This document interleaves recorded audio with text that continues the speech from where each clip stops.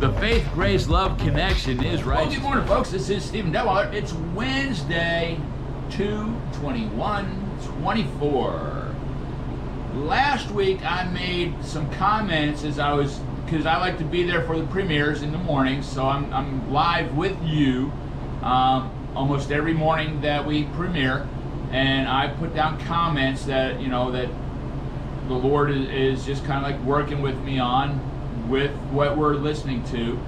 And I wrote down a couple comments that I wanted to reiterate today.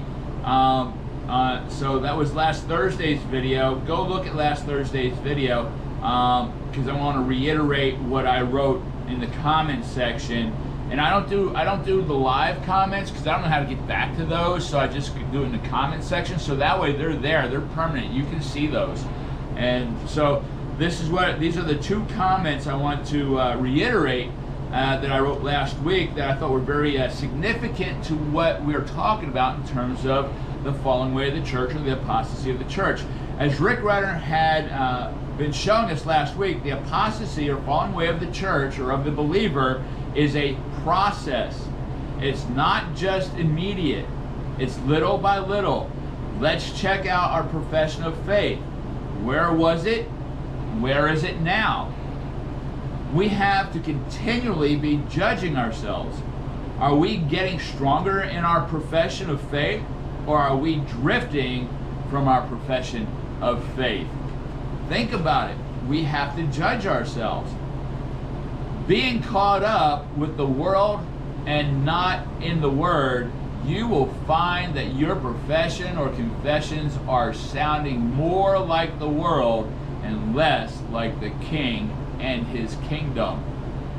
This is an indicator of slowly drifting away into apostasy. And again, this is the Noah Webster's 1828 dictionary definition: an abandonment of what one has professed. Okay? A slow departure from one's faith, leading to total desertion. Leading to total desertion. I put the slow part because I want to be right here. I put a slow departure because that's what we learned from Rick Renner. So the actual quote from 1828 says departure from one's faith and desertion.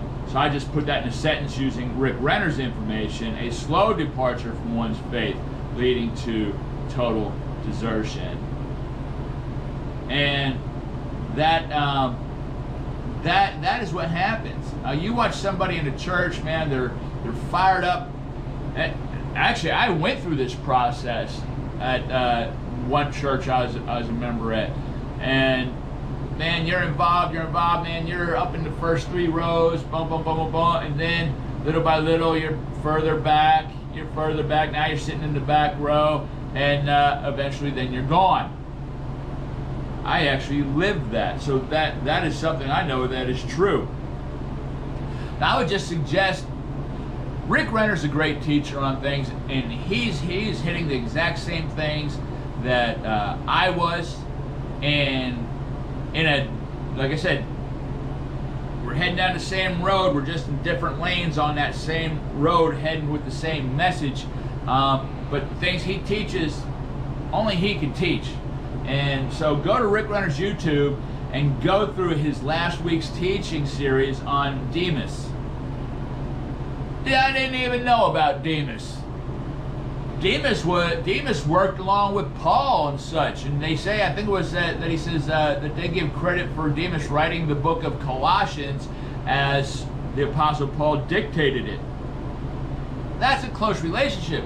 That's operating way up here, and then his attraction and the hold of the world on him actually drew him away, where some of and Rick Renner goes into this, but some of the ancient writers will say that he actually ended up being something like a high priest or something for a false god. Go to Rick Renner's channel and go through that whole week. It's going to be worth every 28 minutes for that 5 days a week. You will learn a lot.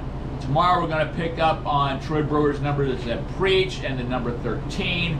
And by Friday we're going to see the other side of 13, because remember, where evil abounds, grace does more abound. And we're getting there, and then we're going to see on next week, starting Tuesday, we're going to get into the number 17, and that is going to be exciting. And we're going to see the victory that we walk in, because this is not a depressing message. This is a warning of preparation. Remember, he does not give us warnings to scare us. He gives us warnings to prepare us. And if we're prepared with Jesus, that means we're walking into victory. And that's what I'd say. We're walking into victory. I love you. God bless you. And I'll see you next time.